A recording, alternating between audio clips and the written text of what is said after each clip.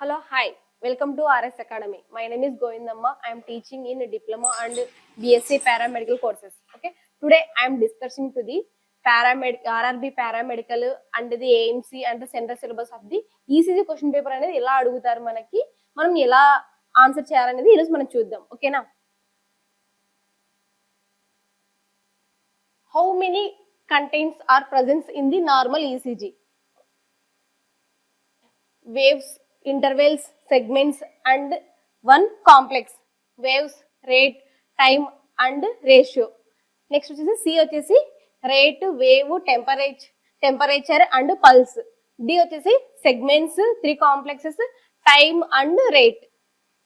మామూలుగా ఏముంది క్వశ్చన్ మనకి how many contents are presence in the normal ECG ఏమేమి చూసుకుంటాము అని అంటే గాన మనము చెప్పుకుందాం. ఓకేనా? ఏం చూసుకుంటామంటే ఈసీజీలో వచ్చేసి మామూలుగా మనం ఏం చూసుకుంటామంటే కన్నా P wave, Q wave, R wave, S wave, intervals, QT intervals అలా చూసుకుంటాం, సెగ్మెంట్స్ అండ్ వన్ కాంప్లెక్స్. ఓకేనా? ఏమేమి చూసుకుంటాం అని అంటే కన్నా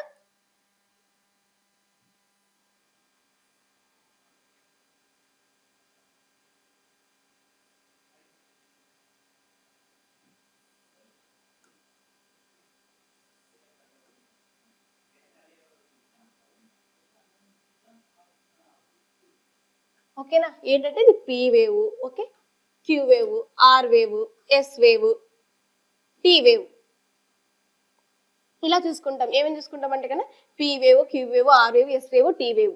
ఓకే, వేవ్స్ ఇవి చూసుకుంటాం. నెక్స్ట్ వచ్చేసి ఇంటర్వెల్స్, క్యూటీ ఇంటర్వెల్స్, ఓకేనా, పిఆర్ ఇంటర్వెల్స్, తర్వాత సెగ్మెంట్స్ వచ్చేసి PR segment, ST segments and one complex. అంటే కన్నా ఏం చూసుకుంటాం అంటే కన్నా మనం క్యూఆర్ఎస్ కాంప్లెక్స్ అనేది చూసుకుంటాం అనమాట.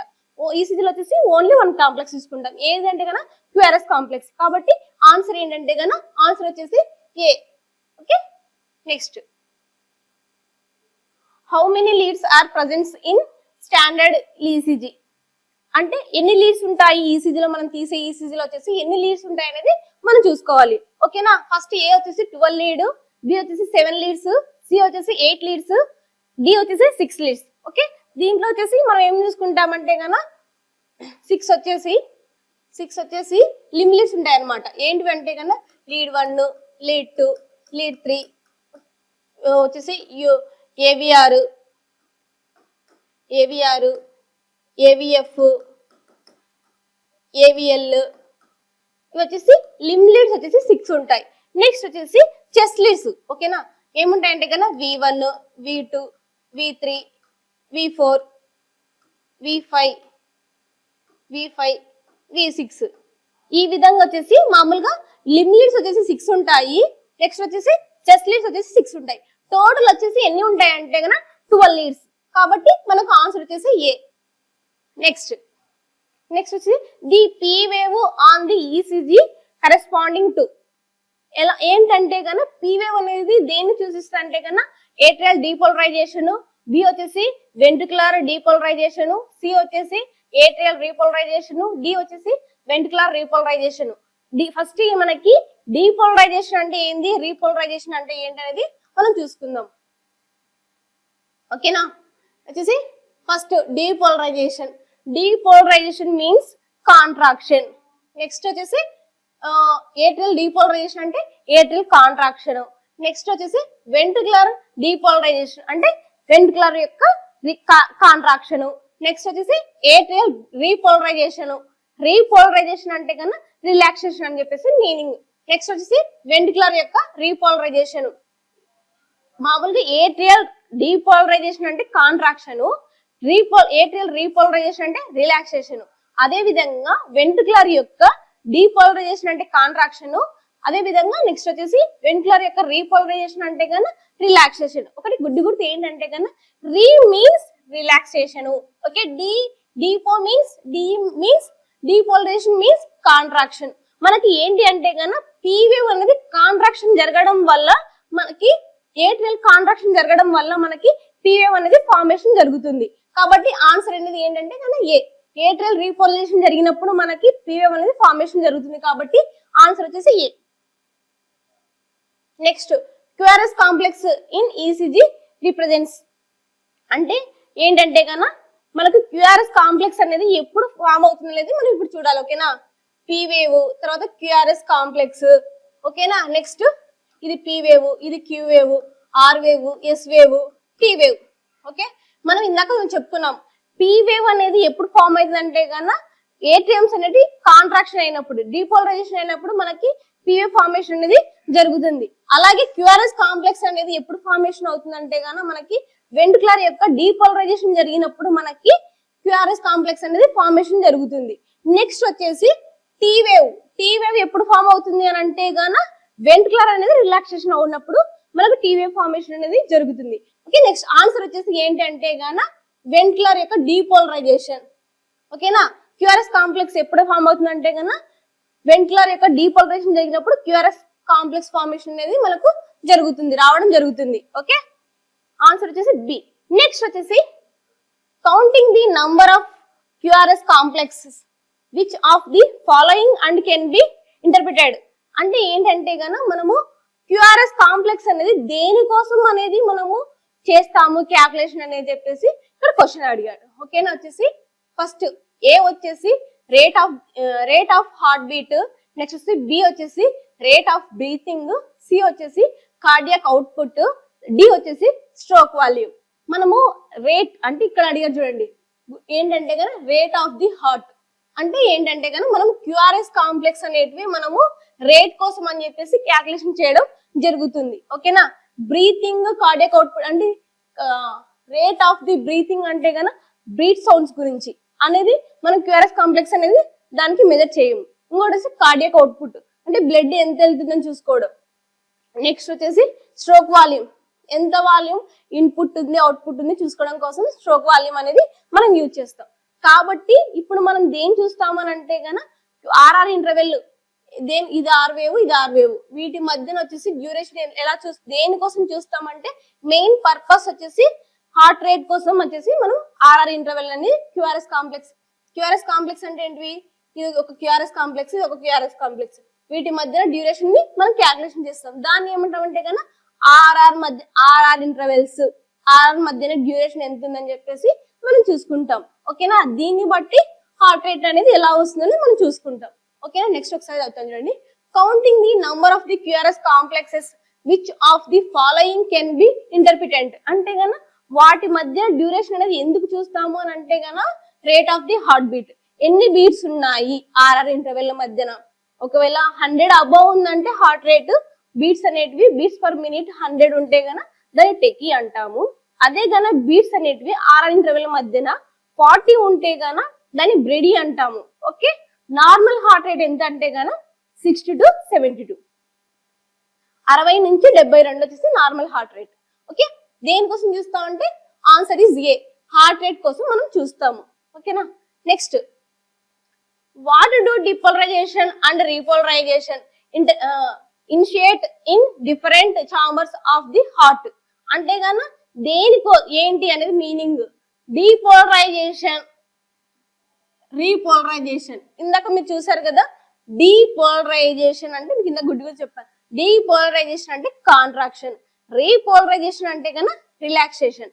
ఓకేనా, ఏంటంటే డీపోలరైజేషన్ అంటే కన్నా బ్లడ్ అనేది ఆ చాంబర్ నుంచి, ఇప్పుడు ఏటీఎంస్ బ్లడ్ ఉంది అనుకోండి, వెంట్రుకలకి ఏటీఎం కాంట్రాక్షన్ జరిగేసి వెంట్రుకలర్ లోకి బ్లడ్ అనేది పంపించడం జరుగుతుంది.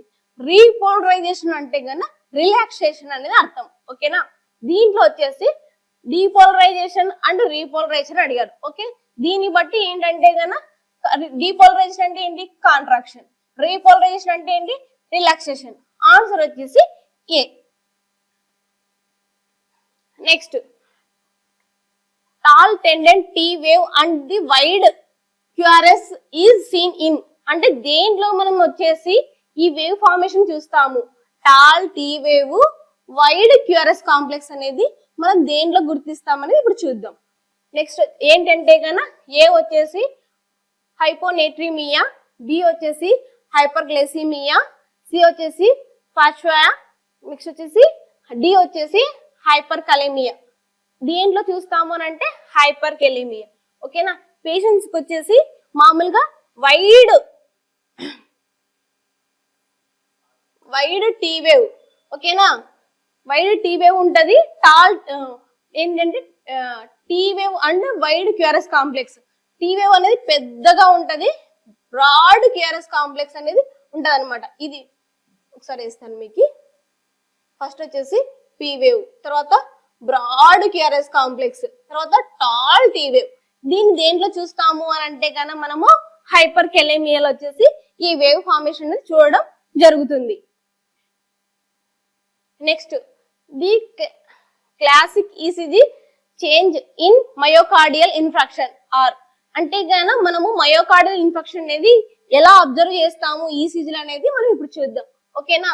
Tea wave inversions, ST segment elevations, development of an abnormal Q wave, డి వచ్చేసి ఆల్ ఆఫ్ ది అబో.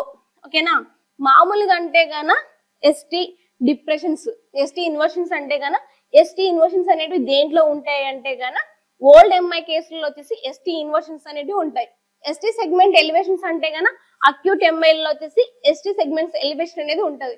అదే సి వచ్చేసి డెవలప్మెంట్ ఆఫ్ అన్ అబ్నార్మల్ క్యూవేవ్ అంటే గన అక్యూట్ వచ్చిన దానిలో ఎస్టీ ఎలివేషన్స్, క్యూవేవ్ అబ్నార్మాలిటీస్ అనేటివి ఉంటాయి అన్నమాట.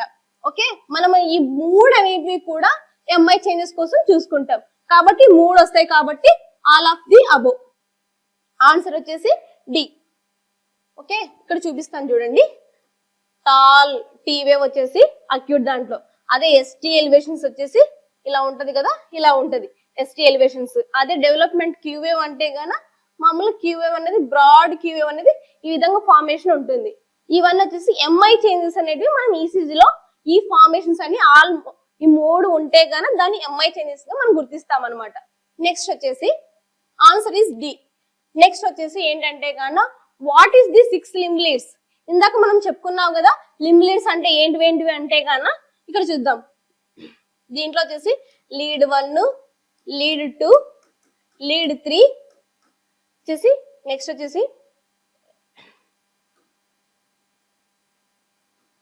ఏవిఆర్, తర్వాత ఏవిఎల్, ఏవిఎఫ్. ఓకే. వీటిని వచ్చేసి మనము లింబ్ లీడ్స్ అని చెప్పేసి అంటాం. ఏవంటే కానీ ఏ వచ్చేసి lead 1, lead 2, lead 3, aVL, aVR and aVF. Next B వచ్చేసి V1, V2, V3, V4, V5 and V6. Next C వచ్చేసి lead 1, lead 2, lead V3, V4, V5 and V8. Okay. Next వచ్చేసి D వచ్చేసి లీడ్ 1, 2, 3, 4, 5 అండ్ 6. ఓకే. దీంట్లో వచ్చేసి మనము V1, V2, V3, V4, V6 అనేటివి chest leads అంటాము. ఇక్కడ వచ్చేసి ఏ వచ్చేసి ఏముంది లీడ్స్, లింబ్ లీడ్స్. ఏంటి అడిగాను మనకు క్వశ్చన్ ఏం అడిగినాడు వాడు 6 లింబ్ లీడ్స్. ఓకేనా. దాన్ని బట్టి చూసుకుంటే కన్నా లింబ్ లీడ్స్ ఏమేమనుకున్నాం మనం V1, V2, V3, AVR, aVL, aVF. కాబట్టి answer is A. Answer is A. Next వచ్చేసి normal QRS width is. Normal QRS complex అనేది డ్యూరేషన్ ఎంత ఉంది ఏంటి అని చెప్పేసి మనం చూద్దాం. ఓకేనా. నార్మల్ క్యూఆర్ఎస్ డ్యూరేషన్ ఎంత ఉంటది అంటే గన వచ్చేసి పీ వేవ్ వచ్చేసి క్యూఆర్ఎస్ యొక్క కాంప్లెక్స్ డ్యూరేషన్ ఎంత ఉంటది అని అంటే గన 0.08 నుంచి 0.12 ఈ విధంగా సెకండ్స్. మనం ఎప్పటికైనా సరే డ్యూరేషన్ ని సెకండ్స్ లో చూసుకుంటాం. ఆన్సర్ వచ్చేసి డి. ఓకే. థ్యాంక్ యూ అండి. Thank you so much. Okay. మన ఛానల్ ని లైక్ చేయండి, సబ్స్క్రైబ్ చేయండి, మీ ఫ్రెండ్స్ వచ్చేసి షేర్ చేయండి. Okay. Thank you so much.